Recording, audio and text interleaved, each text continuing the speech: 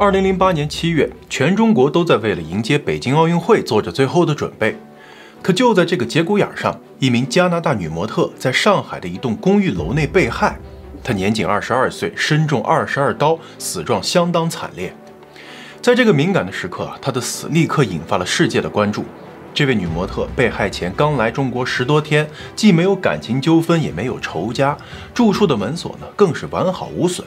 那到底是谁杀了她？又为何下此毒手呢？7月的上海夜晚闷得发黏，前一天刚下过雨，地面也湿哒哒的。周一早上6点，城市已经苏醒，车辆的喇叭声此起彼伏，上班的人们涌向地铁。这是上海最平常不过的一个清晨。人群中一位身材高挑的金发女子缓缓地穿过繁忙的街道，脸上挂着还没睡醒的倦意。她穿着简单，但长相惹人注目。她叫做 Charlotte， 来自加拿大，是一名模特。前一晚在朋友家通宵看电影，现在正准备回家休息。她走向位于长宁区昭化路488号的一栋公寓。这座19层的公寓楼叫做金森大厦，藏在小巷深处，被一圈锈迹斑斑的黑色铁栅栏圈着。相比于上海到处都在施工的吵闹，这儿显得分外的宁静。绿树掩映，门口的保安室挂着24小时值班的牌子。Charlotte 和室友 Diana 合租在602单元，这楼里呢有2部电梯，但是作为模特Charlotte 习惯了走楼梯，这是他们默认的锻炼方式。只是他不知道这次习惯性的选择将会成为他的一场噩梦。楼道的光线不太好，当 Charlotte 走到4楼和5楼之间的时候，突然看到前方有个黑影，定睛一看，顿时被吓得魂飞魄散。一个长发女人头朝下就那么趴在地上一动不动，身上、头上、地上、墙上全都是血，看上去已经毫无生气了。Charlotte 吓得掉头就跑，一口气冲下楼，直奔保安室，跟一个中年保安拼命比划，喊叫，想告诉他楼上有个女的倒在血泊当中了，甚至下意识地说那是个中国女人。但其实他压根就没看清到底是什么人。比划了半天，保安根本就听不懂他在说什么。无奈之下Charlotte 决定先坐电梯上6楼到自己的那个单元里，叫室友一起想办法。可是当这电梯门到达6楼打开的那一瞬间，他彻底僵在了原地。万万没想到6楼走廊的水泥地上也是一大片血迹，而且这血不是从别处而来，正是从他们的房间门口一路蔓延到楼梯，再往5楼延伸下去的。这一刻Charlotte 才意识到，刚刚躺在那儿的人很可能就是他的室友 Diana。面对这恐怖片似的一幕，他像疯了一样砸着关门键，赶紧回到1楼，颤抖着拨通了一个中国朋友的电话，说楼梯间有人死了，好像是 Diana。 警方赶到后很快确认了死者的身份，正是 Charlotte 的室友 Diana Gabrielle O'Brien。 她身中22刀，倒在公寓楼梯里，而这是她刚来到上海的第12天。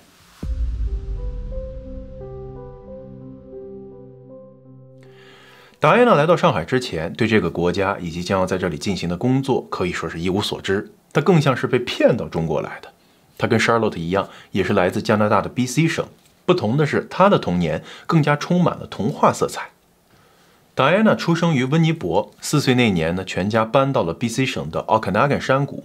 几年后，父母分居，母亲带着3个孩子就一起搬到了温哥华附近的海湾群岛。很长一段时间他们就住在一艘11米左右的旧帆船上。这艘船呢，就停靠在 Cortes Island， 一个只有700号人居住的地方。岛上没有警察，没有商场，也没有锁门的概念。村民们把多余的菜和物品摆在自家门口，需要的人呢就自己来拿，顺手把零钱放进罐子。Diana 的日常就是在森林里头采蘑菇，带宠物散步、游泳、跳舞。他们家没有电视，也没有日历，有的时候连星期几都记不清。直到读高中的时候Diana 才和母亲搬到了另一个稍微大一点的岛 Salt Spring Island。不过生活并没有太大的改变。每逢周六海港旁呢会摆起市集，卖羊毛的、卖耳环的、卖衣服的等等，都是当地的一些手工制品。这些摊主常常需要模特，Diana 就被拉来试拍，拍着拍着，她就成了岛上的模特。Diana 也有成为模特的兴趣和条件，她身高1.75米，身材纤细，肌肉匀称。作为一个在森林里长大的孩子，他的笑容明媚，眼神清澈，还有股子韧劲儿，就像岩石缝里的野花。2007年，他把简历送到了维多利亚市唯一的模特经纪公司 Cottage Management， 咱们下面简称是 CM 公司。没过多久啊，就被录用了。几个月后呢，他接到了人生中第一份国际合约，去米兰当平面模特。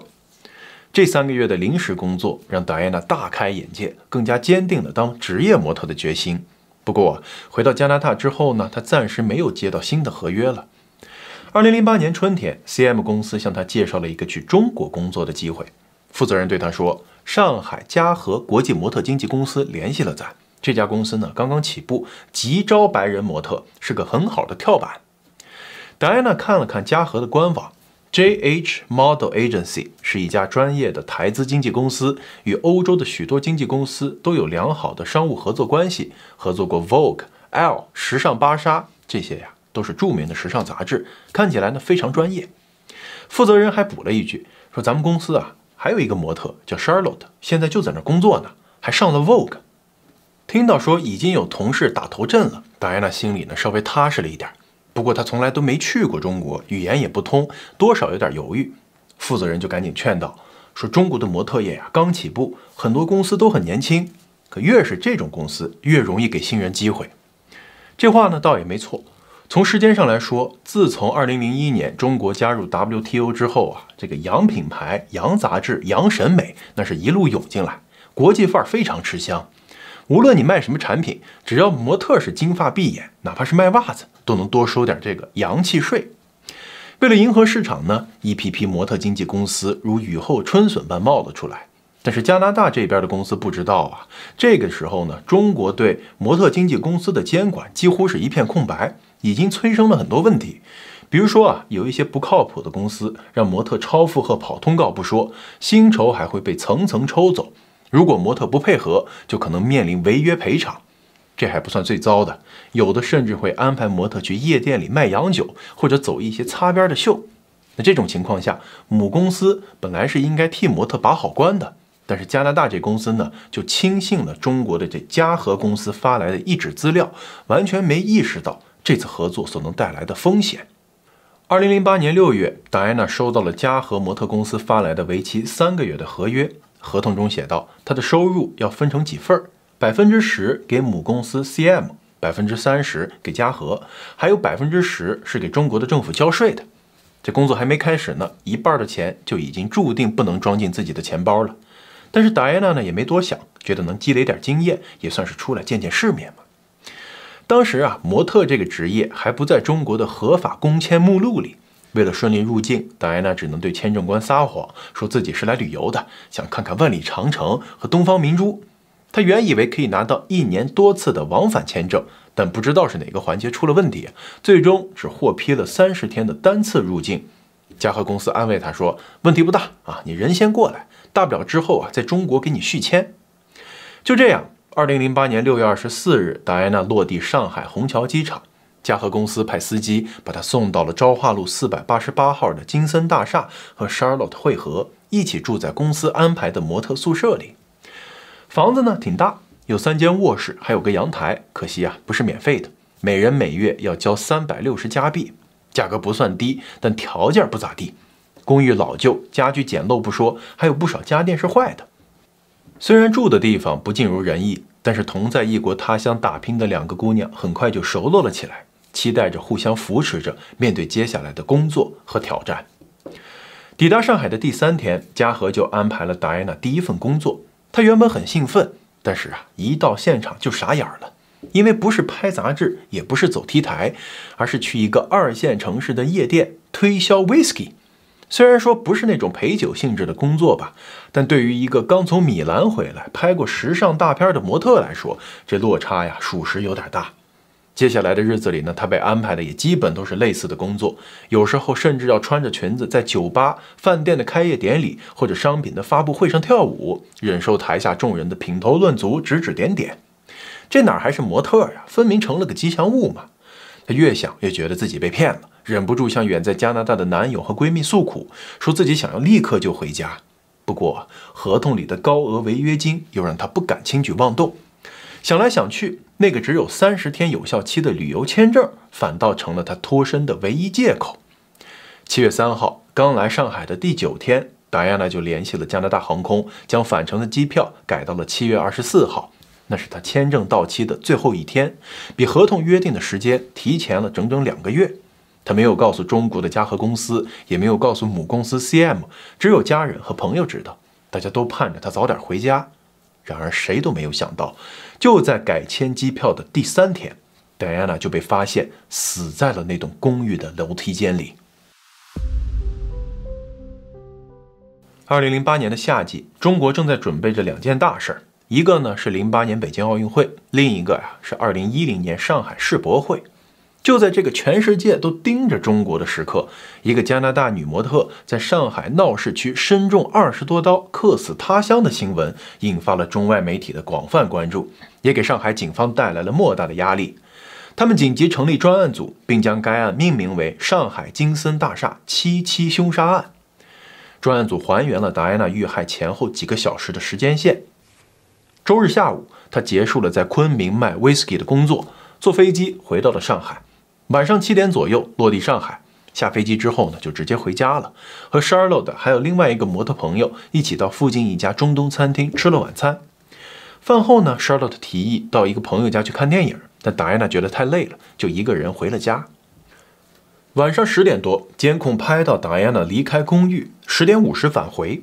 通过冰箱里的食物来推断，她应该是去附近的超市采购。11点半，其实有好几户邻居听到走廊里传来了尖叫声，大概持续了1-2分钟之后恢复了安静，但是他们以为这是情侣吵架，就没出去看。这个可能就是达安娜遇害的事件。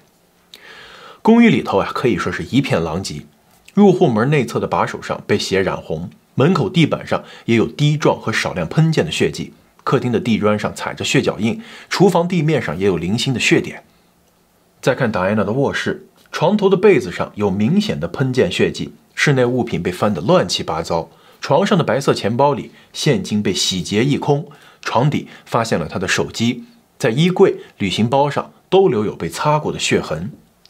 根据血的轨迹来看，他不是一开始就在楼梯间遇袭的，最早应该就是在客厅里遭到了袭击，后来呢退到了卧室，想把凶手关在门外，可惜没能成功。在卧室里，他再次被捅，留下了大量血迹，之后挣扎着冲出房间，但不幸在楼梯上被凶手追上。从现场的痕迹来看，凶手不是从阳台或者窗户翻进来的，而是从正门进入。但奇怪的是，门锁并没有被撬的痕迹。警方调查了达安娜的社交记录，很快否定了熟人作案的可能。她来上海的时间太短了，几乎不认识当地人，生活也很简单，大多数时间又在外地出差。室友 Charlotte 案发当晚也有不在场的证明。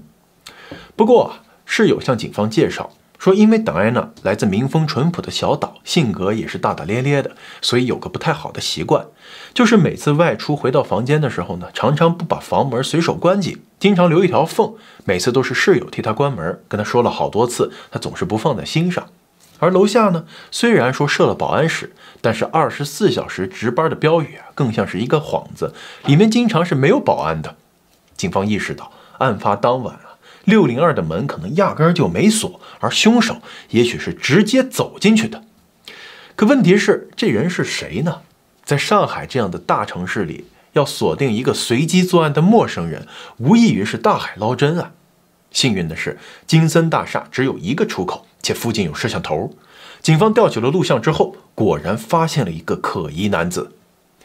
7月6号晚上11点03分左右，一名身穿黑夹克、黑裤子、白鞋的男子进入了大楼。大概40分钟后，这名男子匆匆离开，夹克的右肩似乎被撕破了，衣服上还有一些污渍。不过他离开的时候两手空空，看不出有盗窃的迹象。警方随即扩大了监控录像的查看范围，这次有了重大发现。凌晨3点57分左右，该男子又出现在了公寓楼下。只见他骑着一辆自行车围着公寓楼转圈，像是在确认附近的情况。4点06分，他再次进入公寓，这次待了半个小时。离开的时候呢，手里多出了一个行李箱。Charlotte 一眼就认出，那就是室友达安娜的箱子。警方断定此人一定和达安娜的死有关。另一边呢，法医的报告也证实了达安娜临死前的经历。遇害那晚，他穿着 T 恤和印花短裙，没有遭受性侵的痕迹，身上一共有22处刀伤，大多是较浅的皮外伤，应该是在抵抗中造成的。但是有几处刀口非常深，直指胸腔、肝脏和心脏。作案工具为宽约2厘米、长8厘米以上的单刃利器。戴安娜被凶手连捅几次后没有立即死亡，而是沿着楼梯爬行试图求救，但是只爬了2-3阶就停下了，最终是死于失血性休克。死亡时间大约是在晚上11点到凌晨之间。不是性侵，也不是仇杀，抢个劫至于下这么重的手吗？凶手究竟是谁？为什么会出现在金森大厦呢？就在这时，又有一条诡异的线索出现了。片区民警向专案组汇报称，当晚23点55分，110曾经接到过定西路口一座电话厅打来的匿名电话。一个带有安徽口音的男人说，他在昭化路附近听到有外国人呼救，让警方过去看看。说完，歘的就挂了电话。警方也不敢怠慢，开着巡逻车到达金森大厦附近，走访了几个小区，询问了几名保安，他们都表示没有听到任何异常的声音。于是这个报案就被当作恶作剧处理了。现在看来那通电话很可能就是凶手打来的，行凶后想让警方去救人。但是这个逻辑只能说是可能当时他良心发现了，但是也没有完全发现，因为他担心自己的行踪暴露，所以又没有说清具体的地址，抢救了个寂寞。但是即使他遮遮掩掩，还是忽略了一点，那就是警方可以由此推断，既然他能够准确地报出路名，而且是2次到现场的方式，要么是步行，要么是骑自行车，就说明他离这个地方不远，显然对周边非常熟悉。顺着这个思路警方就开始沿着昭化路排查，重点就是安徽口音的外来务工人员。终于在一家名叫花之林的茶楼取得了突破。这家茶楼就位于金森大厦附近，死者生前还在那儿喝过茶。茶楼店主看了警方出示的监控录像之后说，哎呦，这个人好像还真是在我们茶楼做过服务员的，不过你这个视频呢也不是很清晰，所以也不好下定结论。但巧的是那名员工叫做陈子峰，就是安徽人，刚来上海不久，据说此前曾在湖州的童装厂工作过一段时间。来茶楼之后呢，因为懒散不听管教，很快就被辞退了。但是他曾经因为用工要求留下了身份证复印件，上面的地址显示是安徽郎溪。得到这份复印件后，专案组立刻联系了郎溪县公安局，希望能够得到陈子峰的信息。但是当地公安却表示查无此人，说明这身份证是假的。其实呢，这倒也不稀奇那个年代打工者因为躲避年龄限制或者其他的问题，经常伪造身份证件。只不过这个陈子峰要么不是真名，要么不是郎溪县人，这条线索就这么断了。不过这个时候呢，去湖州调查的小队带来了一个好消息。当地一名民警通过假身份证上的照片认出了嫌疑人，称这个人曾经的确在湖州的某童装厂工作过。最终4名仍在那儿工作的老乡认出了陈子峰。原来他真名叫陈军，是安徽郎溪县十字镇人，曾是个留守儿童，15岁辍学，跟父母一样也走上了外出打工的道路。案发时仅18岁，辗转在多地做过不少工作，但都做不长。2008年5月，他只身来到上海，想在大城市碰碰运气。到达这个花花世界之后，陈军通过假身份证在茶楼找了个服务员的工作，但是每月1000的工资实在是不怎么够花，生活既单调又压抑。他开始在网吧流连忘返，沉溺在快意恩仇的游戏世界，没日没夜的玩游戏。但是呢，工作中渐渐的也就心不在焉了，老板就把他这么给辞退了。失业后陈军并没有离开昭化路，而是窝在茶楼楼上的网吧，把最后那点钱全花在了游戏里。根据中国新闻网2008年11月的报道，在得知了陈军的身份之后，专案组再次来到了陈军的家乡郎溪县，最终在一家小旅社楼下的网吧将他抓获。此时距离案发仅仅过去了4天时间。被抓后，陈军似乎很清楚警察的来意，根本没有什么抵抗，很快就交代了杀害戴安娜的经过。这个混在城市角落里没人注意的小镇青年，被监控录像一帧帧的锁定，他就是警察一直在找的那个人。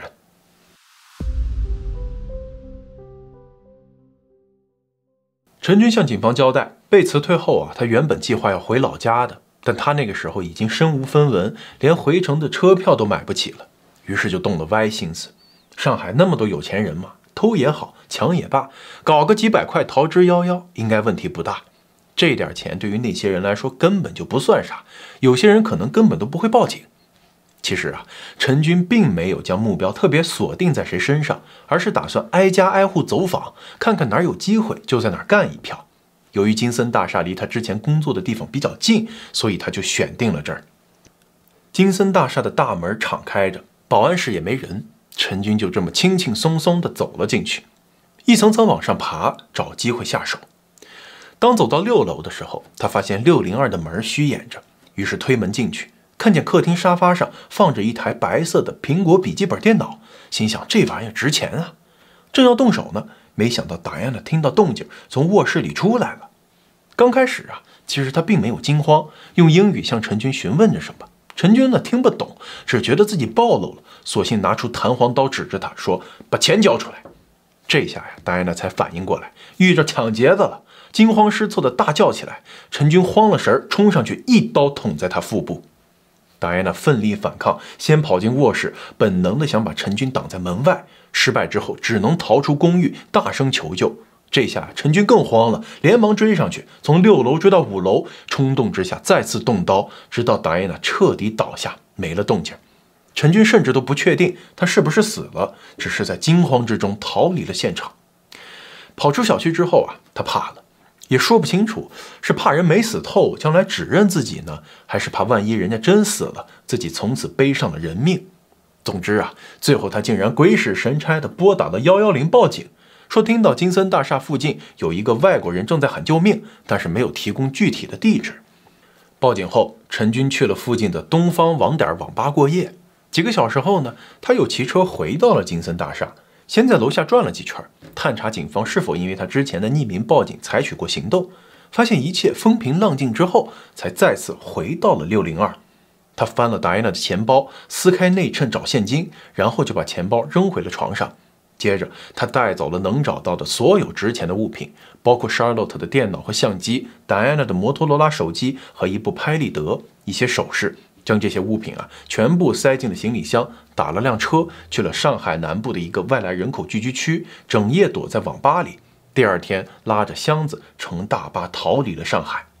在达安娜遇害的第6天，母亲 Deborah 和继父 Keith 赶到了上海，在大使馆工作人员的翻译陪同下，他们见到了达安娜。她静静地躺在花丛中，身上换了件干净的衣服。但是Deborah 看到女儿的身体上满是刀伤，手指上还有几道深深的伤痕，那是试图徒手抓住刀刃时留下的。悲痛欲绝的母亲忍不住地落泪。在上海火葬场，她挑选了一个紫檀木骨灰盒，上面干干净净，没有任何的花纹和文字，就像是达安娜那样自然朴素。离开中国前 ，Deborah 二人在加拿大大使馆工作人员的陪同下，来到了花之林茶楼。他们注意到茶馆后门正对着一条通往金森大厦的窄巷，站在窄巷里，可以一眼看到达安娜公寓的阳台。Deborah 突然有了一个猜想，也许很早之前，陈军站在这抽烟的时候，注意到了达安娜和 Charlotte 的公寓。他或许认为这两个外国女人很有钱。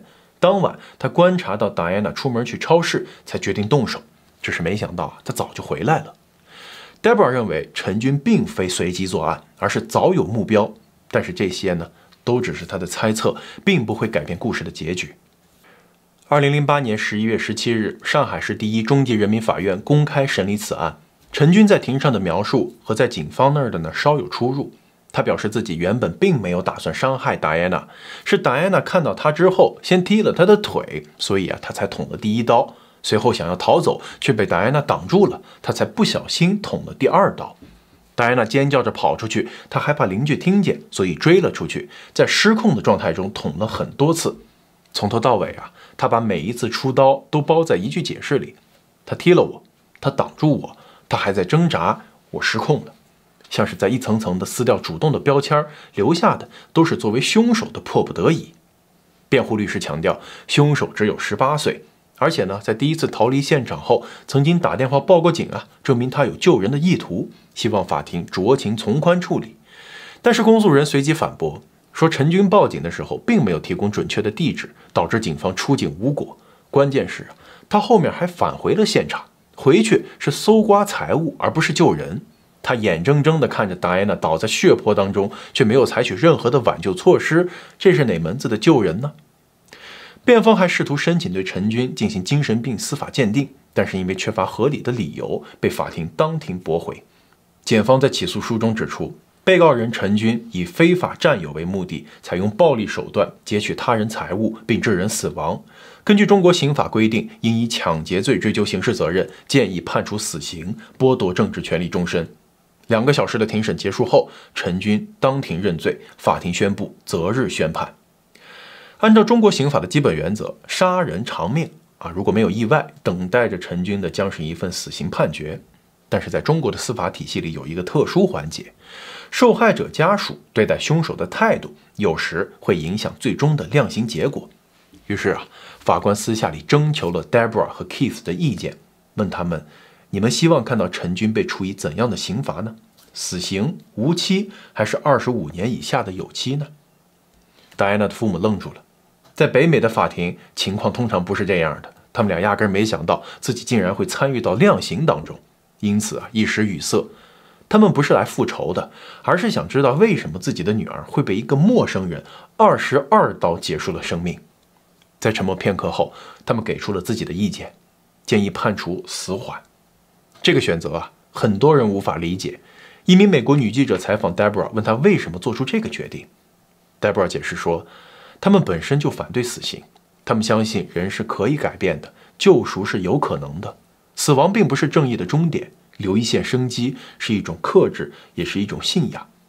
其次他注意到了陈军的家庭，看到了他那些来自农村，面对外国人连话都不会说的父母和亲人，站在旁听席上局促不安，不知所措。不过他也说了，在庭审上呢，陈军对戴安娜的死表现得很冷漠，不像是加害者，反而更像是个局外人，这让他觉得陈军是个恶人，但同时呢，也是大时代中的一枚棋子。当人们被迫离开原本的生活，被市场驱动，被消费主义裹挟，这类事情就会越来越多。人们渴望更多的物质，却找不到工作，慢慢的，他们开始不在乎该不该做，只在乎能不能活。这就是一种人格被抽空的过程，一种非人化的过程。他甚至觉得警察和法官对陈军也带着一种怜悯，这种怜悯不是原谅，而是也明白他们面对的是一个可怕的悲剧，而不是一个简单的恶人。然后他说了一句最难说出口的话：我们失去了自己的孩子，但我们不希望别人的孩子也被杀。几个月后，上海第一中级人民法院作出宣判，陈军被判处死刑，缓期2年执行。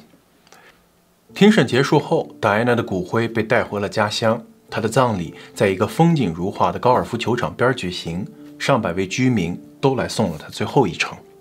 最后她的骨灰被葬在教堂后面的墓地，那是一片被森林包围的斜坡，阳光从高高的杉树缝隙间洒下来，风一吹，草叶轻响，沙沙细雨。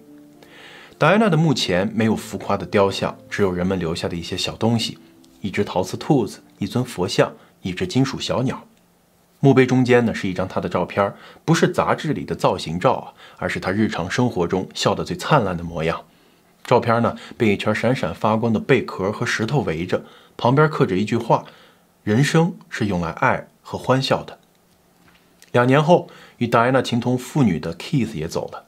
朋友说他太痛苦了，支撑不下去了，但是 Deborah 撑了下来。可是，一切都不一样了。挚爱的女儿走了，亲密的伴侣也走了。她患上了创伤后遗症，加入了互助小组，却常常在床上一躺一天，一遍遍地回想女儿的模样。说起来陈军和戴安娜虽然是来自不同的国家和文化，却有很多意外的相似之处。他们都很年轻，都是孤身闯入这座大城市。一个是被包装上台的洋模特，一个是穿梭在茶楼和网吧之间的打工人。更巧的是，他们都想回家。正当戴安娜订好了机票，陈军收拾好了行囊，这2个孤独的年轻人却在一扇关不紧的门后相遇。他用一把刀斩断了他的归途，也锁死了自己的命运。